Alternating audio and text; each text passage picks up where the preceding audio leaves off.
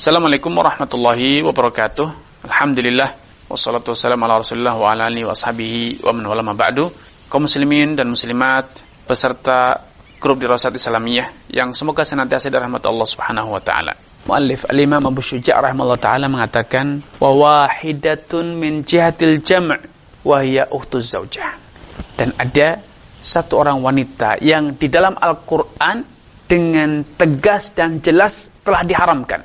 Keharaman wanita tersebut karena akan menjadikan Anda menggabungkan antara dua saudari, dua wanita yang bersaudara. Namun tentu keharaman ini tidak sama dengan keharaman wanita-wanita yang sebelumnya.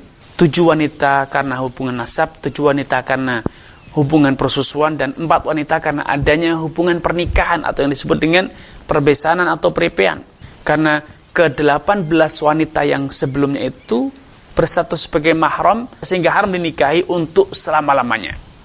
Selanjutnya al-muallif rahimahullah Al-Imam Abu Syuja' memulai menyebutkan wanita-wanita yang haram untuk ada nikahi namun bukan untuk selama-lamanya, dalam waktu, dalam tempo yang terbatas, hingga hilangnya penghalang dinikahinya wanita tersebut. Wanita pertama yang haram untuk dinikahi dalam tempo tertentu, dalam batas waktu tertentu, hingga hilangnya alasan tersebut adalah yaitu menggabungkan istri Anda dengan saudarinya, baik saudari kandungnya yang seayah dan seibu, ataupun saudari seayah istri Anda, ataupun saudari seibu istri Anda. Ketiga wanita ini haram untuk Anda satukan dengan istri Anda. Sehingga kalau Anda sudah menikahi seorang wanita, tidak halal Anda untuk kemudian berpoligami dengan saudarinya, sehingga dua wanita bersaudara berada dalam ismah Anda atau bersatu sebagai istri Anda. Kenapa? Karena menggabungkan dua bersaudara, wanita berdua bersaudara ini, baik seayah seibu atau saudari kandung, atau saudari seayah atau saudari seibu, itu akan berimplikasi menyebabkan suatu atau membuka celah besar terjadinya kerenggangan antara mereka berdua, permusuhan dan putusnya hubungan silaturahmi antara dua wanita bersaudara. Karena tradisi telah membuktikan bahwa antara madu itu seringkali terjadi kecemburuan, cekcok, ketidakharmonisan. Sehingga Anda ketika menikahi dua wanita yang bersaudara, berarti Anda telah menjadi penyebab terjadinya, terbukanya qati'atur rahim, terputusnya hubungan silaturahmi antara kedua wanita tersebut. Dan tentu ini dosa, karena qati'atur rahim itu dosa besar. Tentu Anda tidak boleh menjadi penyebab terjadinya qati'atur rahim, putusnya hubungan silaturahmi.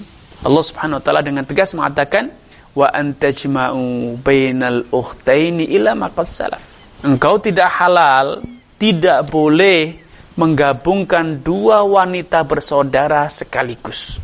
Anda kalau ingin menikahi saudarinya, ceraikan terlebih dahulu istri Anda hingga selesai masa iddahnya, atau tunggu sampai istri Anda meninggal dunia.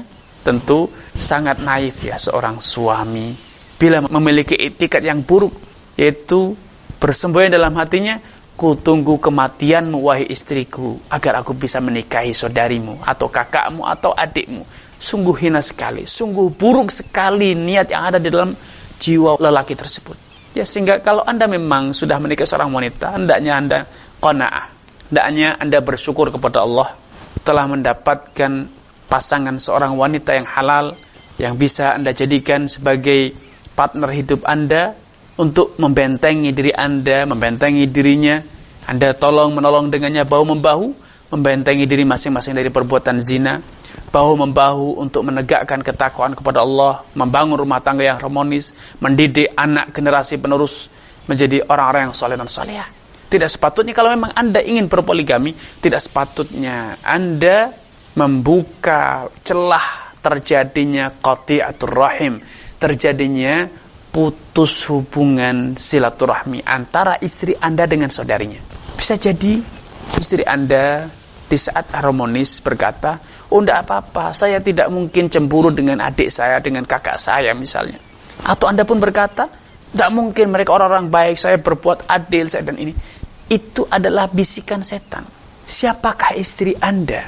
Sesoleh Aisyah atau sesoleh Hafsah kah istri Anda? Hafsah dan Aisyah saja, wanita-wanita solehah yang Allah pilih, wanita pilihan mereka untuk menjadi istri Nabi. Ternyata antara mereka terjadi kecemburuan sosial. Kadangkala mereka cekcok, ya, memperebutkan perhatian Nabi SAW. Ingin menjadi istri yang terbaik, menjadi istri yang paling disayangi. Itu natural, itu sesuatu yang alami dan pasti terjadi. Qati'atur rahim, kalau memang Anda sampai nekat dan menikahi dua wanita yang bersaudara sekaligus dalam satu waktu sehingga mereka hidup berdampingan dengan Anda, maka sudah bisa dipastikan qati'atur rahim itu akan terjadi.